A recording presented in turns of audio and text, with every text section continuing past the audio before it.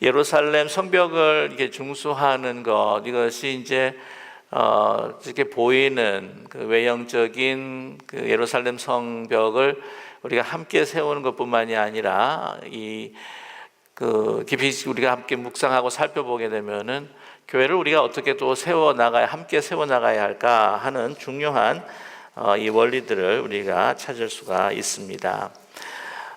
말씀드렸다시피 그 42개 부분으로 나누어서 38개 이제 가문에게 주어서 이것을 예루살렘 성벽을 이제 중수하는데, 이렇게 다 맡은 바들을 잘 이행하고 본인들에게 주어진 것들에게 충실했을 때에 그 성벽이 완성이 되고 또한 문이 고쳐지고 또 회복이 될 수 있었다라고 하는 것입니다. 자기 먼저 주어진 일들에 대해서 최선을 다하는 이 맡은 바, 이 사명을 다하는 사람들의 그 모습을 우리는 또 발견하게 됩니다.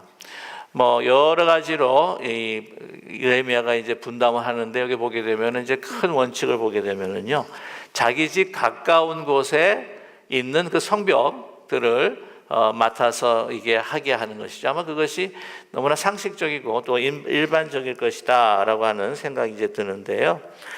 보통 보면 우리 전에 읽었던 것처럼 25절도 그렇고요. 그래서 가까운 부분을 중수하였고라고 하는 이 가까운 부분을 중수하였다라고 하는 것이 또 계속해서 이제 반복해 나옵니다. 사실 그럴 것 같아요. 내가 바라보고 있는 성벽이 바로 저기에 있는데 다른 곳에 가서 이 벽을 중수하는 것보다는 어떻게 해요?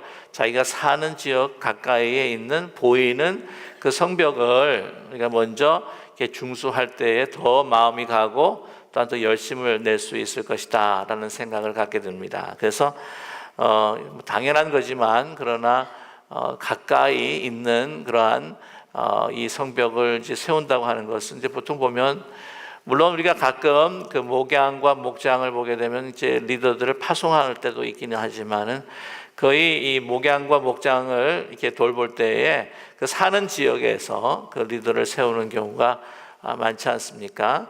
그래서 이러한 것들이 좀 상식적이지만 그래도 이러한 상식들을 또 벗어날 때가 있을 때가 있는데, 이런 지혜들을 또 우리는 오늘 이 말씀을 통해서 보게 됩니다.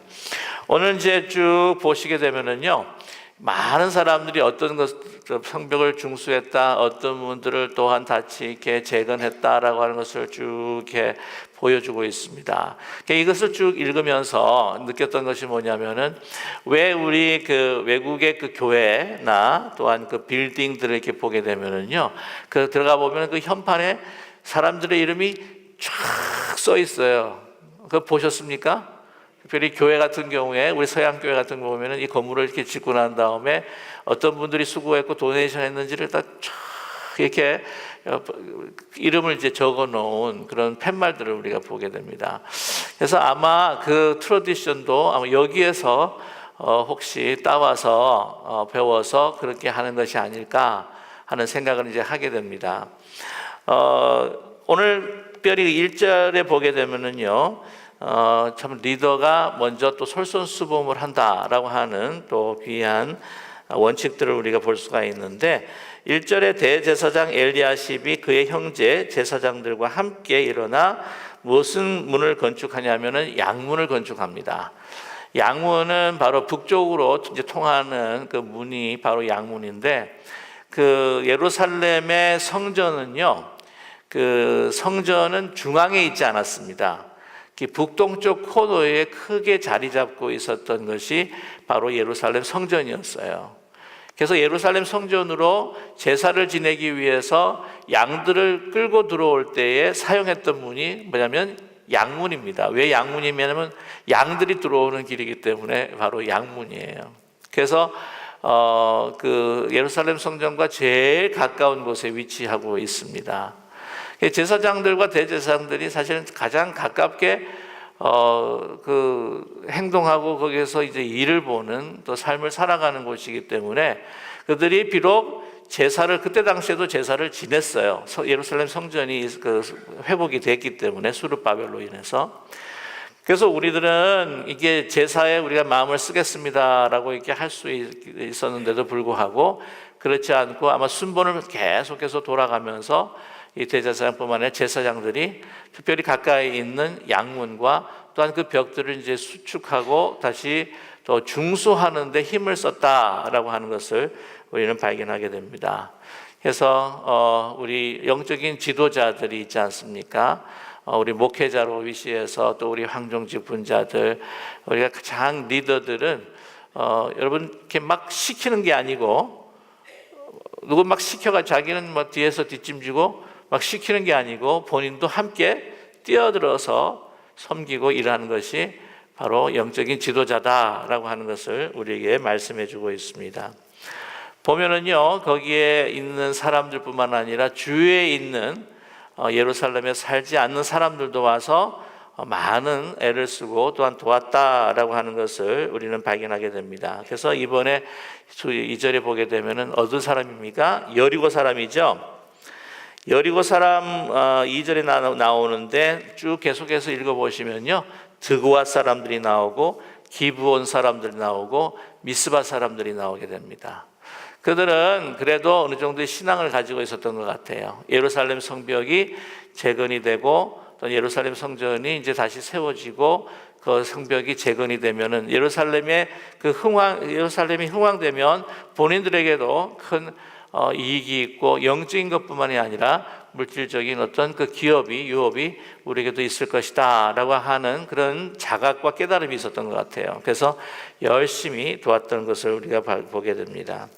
많은 사람들이 열심히 함께 일을 하지만 또 보면은요, 꼭 그렇지 않은 경우가 있습니다. 오늘 특별히 5절의 말씀을 보게 되면은 5절 말씀 한번 보시면요, 그 다음은 드고아 사람들이 중수하였으나 그 귀족들은 그들의 주인들의 공사를 어떻게 했다고요? 분담하지 아니하였으며. 좀 전에 말씀을 드렸지만은 이 교회, 이 건축물이 세워지기 위해 이런 분들이 많이 수고했고 또한 도네이션 했습니다라고 이렇게 쭉 이름을 적는데, 오늘 말씀은 누가 농땡이를 쳤습니다까지도 이렇게 기록을 하고 있다고 하는 거죠. 성경은 가리지를 않습니다. 그래서 수고한 자들의 이름을 내고, 근데 교회에서 저희가 누가 농땡이 쳤습니다 하고 이렇게 하면은 마음에 상처받아가지고 나가실 것 같아요. 그러나 우리가 기억해야 될 필요가 있습니다. 교회의 그 주보나 또한 이 그 출판물에는 그 이름들을, 농땡이 친 분들의 이름을 기록하지 않지만 오늘 성경에 기록되어 있다고 하는 것은 다 그러한 모습들이 어떻게 해요? 영적인 의미로서 또한 하나님의 마음과 하나님의 하늘책에 하나하나 기록되고 있지 않을까 하는 생각을 또한 갖게 됩니다. 오늘 근데 일 가담하지 않는 사람들 보면 누구냐면은요, 귀족들이었어요. 귀족. 그들의 그 귀족들도 그 다스리는 그 최고의 지도자가 있었을 것입니다. 그 최고의 지도자는 계속 하는데 그 밑에 정말 호의호식하고 연락하는 그 귀족들은 그냥 뒷짐지고 놀았다고 하는 거죠. 우리가 거기 가서 그렇게 할 필요가 뭐 있느냐? 이 두고아 사람은 뭐 자기도 뭐 예루살렘 사람 성에 사는 사람도 아닌데 우리가 굳이 뭐 할 거냐? 이건 밑에 사람들이 다 해야 되는 거고 그들이 해야 되는 거지. 라고 이제 놀았다는 거죠. 노블리스 오블리제라고 하는 말이 있어요. 그래서 프랑스의 그 사회 가운데서도 이 높은 지위에 있고 귀족인 사람들이 더욱더 정말 선을 베푸고 덕을 베풀면서 본을 보아야 되지 않느냐라고 하는 그런 생각들을 갖고 있는데, 그래서 얌체처럼 이렇게 다른 사람들만 일시키고 본 일을 하지 않는다는 거죠. 교회에서도 그런 일이 있잖아요. 여기 나오시는 분들은, 우리 기쁜 우리 교회 분들은 그런 분이 한 분도 없어요. 잘 아시겠지만. 그런데 막 열심히 해서 막 상 차려 놓으면 막 그때 나타나고, 뭐 일이 다 성사되고 난 다음에 그 다음에 막 나타나고 본인은 놀다가, 그런 분들 보게 되면은 참 막 어떤 때 약이 오르고 저한테 가끔 와가지고 저분 저럴 수가 있냐고, 자기는 놀고 다 놀고 그럴 수가 있냐고. 그러나 여러분, 누가 기억하신다고요? 하나님께서는 꼭 기억하신다라고 하는 것을 잊지 않으면 너무나 좋겠습니다. 보시게 되면은 계속해서 우리 볼 때에 기브온 사람, 그죠? 드구아 사람, 미스바 사람들을 이렇게 하고 있습니다. 또 보면은요, 그들이 가지고 있는 은사에 따라서 이 중수를 했다라고 하는 것을 볼 수가 있는데 8절 보면요, 8절을 이제 살펴보면 이런 말씀이 나옵니다. 그 다음은 금장색 하레아의 아들 우시엘 등이 중수하였고 그 다음은 향품 장사 하냐냐 등이 중수하되 그들이 예루살렘의 넓은 성벽까지 하였고 이렇게 했습니다. 그래서 예루살렘 이제 성벽이 보통 이제 그 전체가 4마일 정도가 됩니다. 그래서 느헤미야가 중수했던 그 보게 되면은 그 전체 4마일의 성벽이었고 보통 높이가 보통 5m 이상이 되었었다고 해요. 그리고 이제 폭은 그렇게 다른 그 뭐 바벨론의 성보다는 그렇게 넓지는 않습니다. 한 1m 이상 정도 되는 건데 뭐 그래도 그때 당시 어떤 자본이나 인력을 가지고 며칠 만에 세웠냐면은요, 놀랍게도요 52일 만에 완공을 했습니다. 대단하죠, 그래도 그죠? 근데 그것은 정말 서로가 하나의 힘을 합하고 정말 열심히 봉사하고 또 나중에도 말씀을 좀 나누겠지만은 자기의 일을 다 했을 때에 그 다음에 다음의 것들이 도움이 필요할 때 거기 가서 또 이렇게 도와주는 모습들을 우리는 발견을 하게 됩니다. 그런데 오늘 8절 보게 되면은요, 넓은 성벽까지 이렇게 이야기했는데 이게 서쪽 성벽입니다.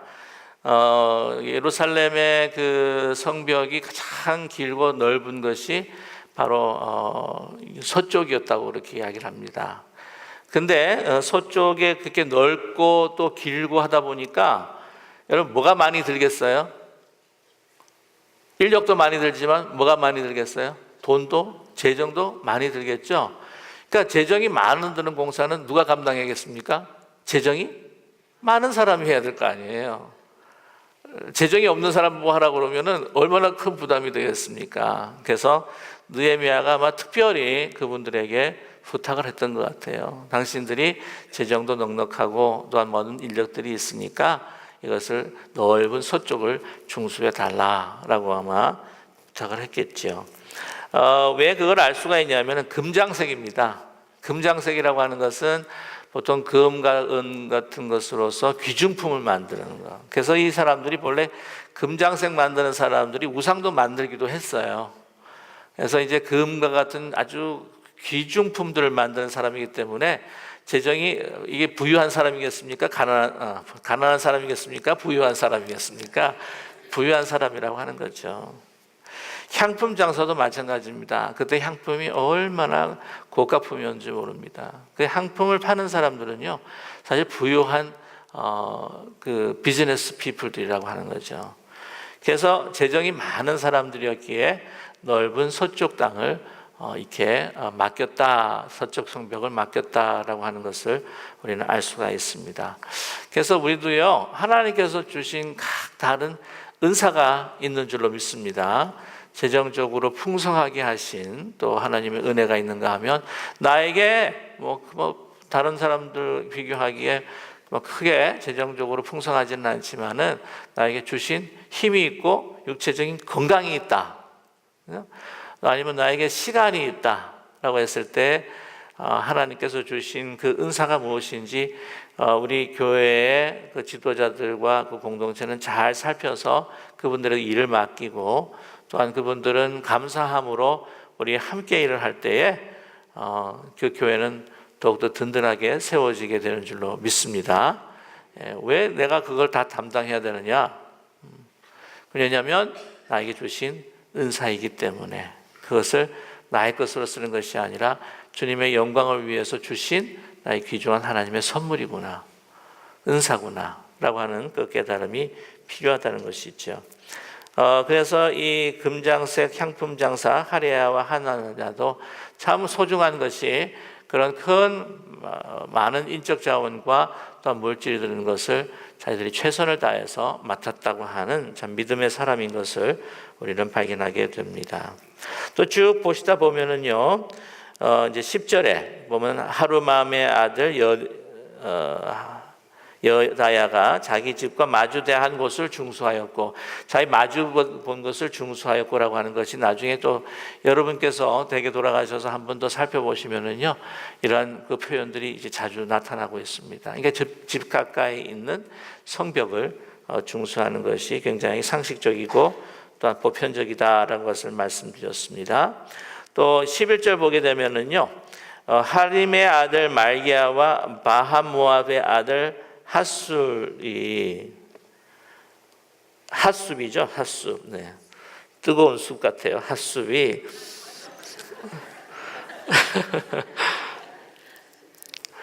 한 부분과 화덕망대를 중수하였고, 이 한 부분이라고 하는 것이 지금 개역 개정에는 이제 한 부분으로 나와 있는데 표준 세법을 보게 되면 둘째 부분입니다.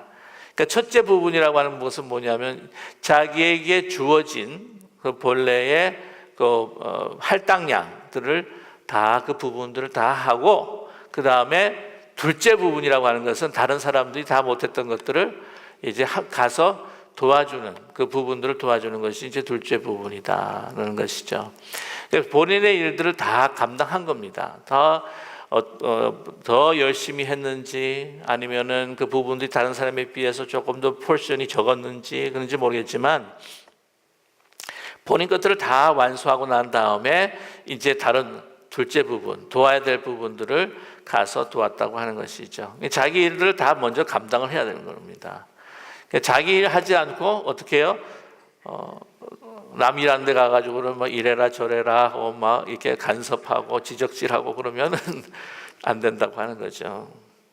그래서 이런 부분들이 정말 하나가 되어서 그들이 함께 지금 일을 하게 됩니다. 그래서 자기의 맡은 부분들을 아주 충실하게 하는 그 귀한 그들의 그 협력 사업을 우리는 볼 수가 있습니다. 근데요, 이게 참 중요한 것이 왜냐면은 이 성벽이요, 한 곳이라도 허술하면 안 됩니다. 그렇지 않습니까?